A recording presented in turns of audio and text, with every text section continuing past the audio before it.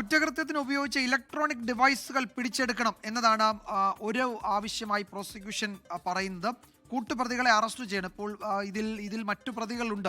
ഈ ആക്ഷേപ പരാമർശം നടത്തിയ ഒരാൾ മാത്രമല്ല, അത്തരത്തിൽ മറ്റു ചില പ്രതികൾ കൂടിയുണ്ട്. അവരെ അറസ്റ്റ് ചെയ്യണം എന്നതടക്കം ഉള്ള ആവശ്യങ്ങളാണ് ഈ റിമാൻഡ് റിപ്പോർട്ടിലും പറയുന്നത്.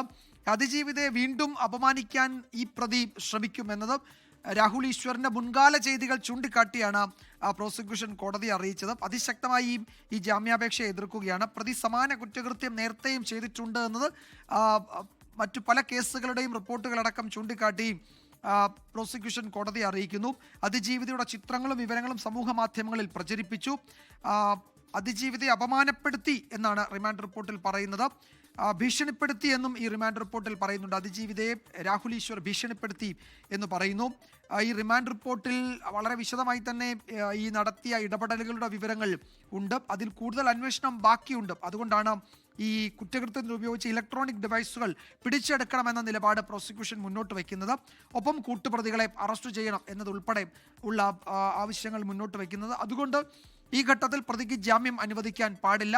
പ്രതി സ്ഥിരമായി ഇത്തരം കുറ്റകൃത്യങ്ങൾ ചെയ്യുന്നയാളാണ്. ചെയ്തികളൊക്കെ ചൂണ്ടിക്കാട്ടി കോടതിയിൽ പ്രോസിക്യൂഷൻ വാദിക്കുന്നുണ്ട്. ജാമ്യാപേക്ഷയും അതിശക്തമായി പ്രോസിക്യൂഷൻ എതിർത്തു. എന്നാൽ അറസ്റ്റ് നിയമവിരുദ്ധം എന്നതാണ് പ്രതിഭാഗത്തിന്റെ വാദം.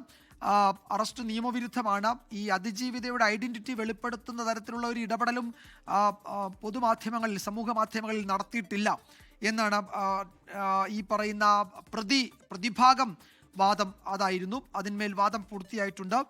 അല്പസമയത്തിനകം കോടതി വിധി പറയും. ഷഫീദ്, ഒരു കാര്യം കൂടി, ഇപ്പോൾ ഈ വിധി പറയാൻ മാറ്റി എന്ന് വെച്ചാൽ ഇന്ന് കോടതിയുടെ പതിവ് സമയം കഴിഞ്ഞിട്ടുണ്ട്. പക്ഷേ പതിവ് സമയം കഴിഞ്ഞും കോടതി അവിടെ അസംബിൾ ചെയ്യുകയാണ്. അപ്പോൾ ഈ ഉത്തരവ് ഏതാനും മിനിറ്റുകൾക്കുള്ളിൽ ഉണ്ടാകുമെന്ന് വേണം നമ്മൾക്ക് കരുതാൻ, അല്ലേ? വിജയകുമാർ, ഉറപ്പായിട്ടും. കാരണം വളരെ വിശദമായിട്ടുള്ള വാദം ഈ ജാമ്യത്തിൽ മേൽ കേട്ടു. അതിനുശേഷമാണ് ഇപ്പോൾ ഇത് വിധി പറയാനായി മാറ്റിയിട്ടുള്ളത്. ഇന്ന് തന്നെ വിധി പറയുമെന്ന് കോടതി ചേംബറിൽ കോടതിയെ അറിയിച്ചിട്ടുണ്ടായിരുന്നു. അതിനുശേഷമാണ് ജഡ്ജി ഇപ്പോൾ ജഡ്ജിയുടെ മുറിയിലേക്ക് പോയിട്ടുള്ളത്. സ്വാഭാവികമായും ഈ കേസിൽ മറ്റു ചില ബാക്ക്ഗ്രൗണ്ട് വിവരങ്ങൾ, പ്രത്യേകിച്ച് ഈ കേസിലേക്ക് നയിച്ച ഒരു മുൻകാല കേസുണ്ട്, അതിൻ്റെ വിവരങ്ങൾ അടക്കമുള്ള കാര്യങ്ങൾ പരിശോധിക്കണം. ഒരു പക്ഷേ അതിൻ്റെ അടക്കം കേസ് ഡയറിയിലെ പ്രാഥമിക വിവരങ്ങൾ, അതല്ലെങ്കിൽ FIRലെ വിവരങ്ങൾ ഉൾപ്പെടെയുള്ള കാര്യങ്ങൾ കോടതി തേടിയേക്കാം. സാധാരണഗതിയിൽ അങ്ങനെയൊക്കെ ചെയ്യാറുണ്ട്. ഒരു കണക്റ്റഡ് കേസ് എന്ന രീതിയിൽ അങ്ങനെയൊക്കെ ചെയ്യാറുണ്ട്. മാത്രമല്ല, ഈ റിമാൻഡ് റിപ്പോർട്ടിൽ അവസാനത്തെ വരിയും പറയുന്നത് അതിജീവിത നേമം പോലീസ് സ്റ്റേഷനിൽ രജിസ്റ്റർ ചെയ്തിട്ടുള്ള ഒരു ക്രൈമിലെ പരാതിക്കാരി കൂടിയാണ്. അതുകൂടി ഗൗരവമായി പരിഗണിക്കണമെന്നുള്ള കാര്യം റിമാൻഡ് റിപ്പോർട്ടിൽ പറയുന്നുണ്ട്. അതുകൊണ്ട് തന്നെ കോടതി അതുകൂടി പരിഗണിക്കും. മാത്രമല്ല, പ്രോസിക്യൂഷൻ ഇക്കാര്യത്തിൽ ജാമ്യാപേക്ഷ ഈ രീതിയിൽ എതിർക്കും എന്നുള്ളതൊരു പക്ഷേ പ്രതിഭാഗം അങ്ങനെ വിചാരിച്ചിട്ടുണ്ടാകില്ല. പക്ഷേ കാര്യമായിട്ടുള്ള എതിർപ്പ് പ്രോസിക്യൂഷന്റെ ഭാഗത്ത് നിന്ന് ഉണ്ടായിട്ടുണ്ട്. അത് കേവലം കസ്റ്റഡി അതല്ലെങ്കിൽ തുടർന്നുള്ള തെളിവെടുപ്പ് എന്നതിനപ്പുറത്തേക്ക് അതിജീവിതയെ ഭീഷണിപ്പെടുത്താനും വീണ്ടും ഇവരുടെ ചിത്രങ്ങളും അതേപോലെ ഇവരുടെ വിവരങ്ങളും സമൂഹ മാധ്യമങ്ങളിൽ പ്രചരിപ്പിക്കാനും ഈ പ്രതി സാധ്യതയുണ്ട്. കാരണം പ്രതിക്ക് സമാനമായ നിരവധി കുറ്റകൃത്യങ്ങൾ പല സ്റ്റേഷനുകളിലായി, സംസ്ഥാനത്ത് തിരുവനന്തപുരം അതേപോലെ തന്നെ മറ്റു പല സ്റ്റേഷനുകളിലായി ഉണ്ട് എന്നൊക്കെയുള്ള കാര്യങ്ങൾ ഇപ്പോൾ പറയുന്നുണ്ട്. ആ രീതിയിൽ വളരെ ഗൗരവമുള്ളൊരു കേസായി കോടതി പരിഗണിച്ചാൽ ഒരു പക്ഷേ അത് രാഹുലിന് തിരിച്ചടിയാകുമോ എന്നുള്ള കാര്യം നമുക്ക് ആ രീതിയിൽ സംശയിക്കേണ്ടി വരും. ഏതായാലും ആ രീതിയിൽ കാര്യങ്ങൾ മുന്നോട്ട് പോകുന്നു. അല്പസമയത്തുള്ളിൽ വിധി ഉണ്ടാകും. വിജയകുമാർ. യെസ്, കോടതി നടപടികളുടെ വിശദാംശങ്ങളാണ് ഷഫീദ് നൽകുന്നത്. അതിജീവിതയെ അധിക്ഷേപിച്ചെന്ന കേസിൽ രാഹുൽ ഈശ്വറിന്റെ ജാമ്യത്തെ പ്രോസിക്യൂഷൻ കോടതിയിൽ ശക്തമായി എതിർത്തു. പ്രതി സ്ഥിരം കുറ്റവാളിയാണ്. മുൻപും അതിജീവിതകളുടെ ഐഡന്റിറ്റി വ്യക്തമാക്കിയ കേസുകളുണ്ട്.